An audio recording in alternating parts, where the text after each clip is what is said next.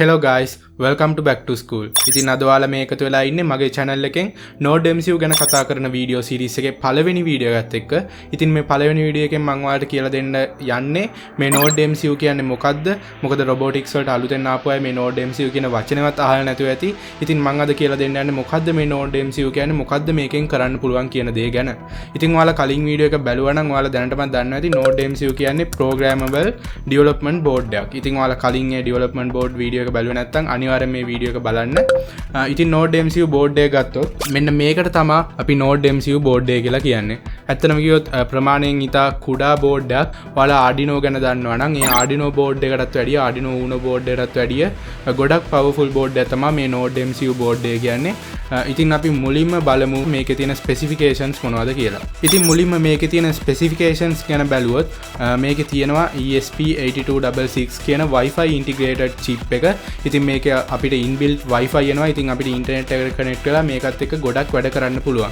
ඒ වගේම තමයි මේකේ operating voltage එක 3.3 volt. ඒ කියන්නේ මේක වැඩ කරන්නේ 3.3 කියන voltage එකෙන්. ඒ වගේම digital input output pins 12ක් තියෙනවා. අපිට pins 12ක් තියෙනවා අපේ sensors modules connect කරලා වැඩ කරගන්න. ඒ වගේම analog input pins එකක් තියෙනවා.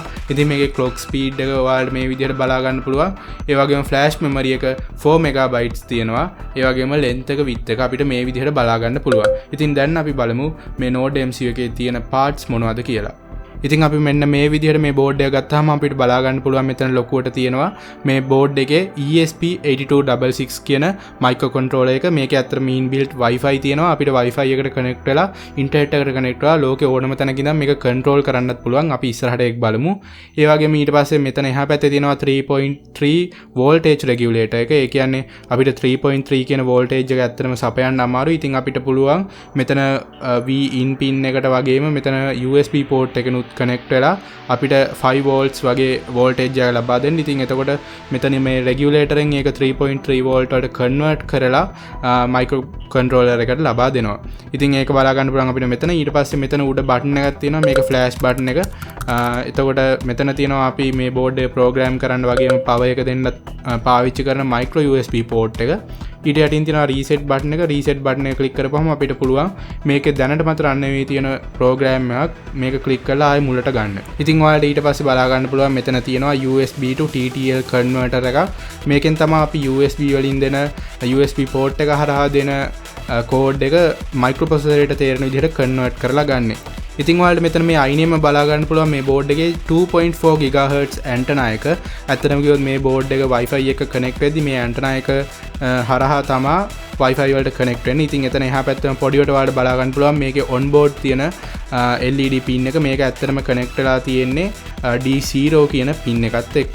ඉතින් ඇත්තටම කිව්වොත් ඔයාලට බලා ගන්න පුළුවන් මගේ අතේ දැන් NodeMCU boards දෙකක් තියෙනවා. ඉතින් ඔයාලට මේක ප්‍රමාණයෙන් උනත් බලව හැකි මේ board දෙක එකිනෙකට වෙනස්. ඉතින් මේ board එක ගත්තාම මෙතන ඔයාලට බලා ගන්න පුළුවන් මේ board එක ඇත්තටම ගොඩක් ලොකුයි ප්‍රමාණයෙන් අනිත් board එකට වැඩිය අනිත් NodeMCU board එකට වැඩිය. ඉතින් ඔයාලා ගන්නවා නම් ගන්න ඕනේ මේ board එක නෙවෙයි මෙන්න මේ චූටි board එක.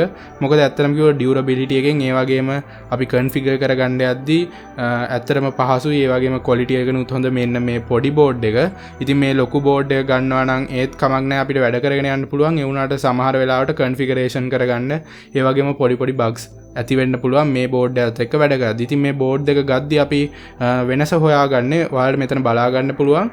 මෙතන තියෙනවා USB port එකට එහා පැත්තේ මේකේ USB to TTL converter එක. ඉතින් මේ board එකේ බැලුවොත් ඔයාලට පේන්නේ මෙතන මේ උඩට ඇවිල්ලා තියෙන microchip එකක් විදිහට තමයි මේක තියෙන්නේ. ඒ වගේම මේ board එකේ ඔයාලට බලා ගන්න පුළුවන් කොටුවට processor එක හැඩයකට වගේ තියෙන converter එකක්. ඉතින් මේ කොටුවට තියෙන එක ගන්න ඔයාලට ගන්න පුළුවන් නම් අනිත් board එකේ තිබ්බත් ප්‍රශ්නයක් නැහැ. මම මේකේ වෙනස කිව්වේ ඔයාලා අලුතෙන් ගන්න යනවා නම් මේ board එක ගන්න ඔයාලට ඒකට කෝකටත් හොඳයි වැඩි කාලයක් පාවිච්චි කරන්න පුළුවන්.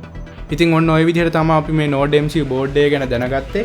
ඉතින් මේවත් එක්ක මොකද්ද කරන්න පුළුවන්? මොකද්ද මේ NodeMCU Arduino අතර තියෙන වෙනස?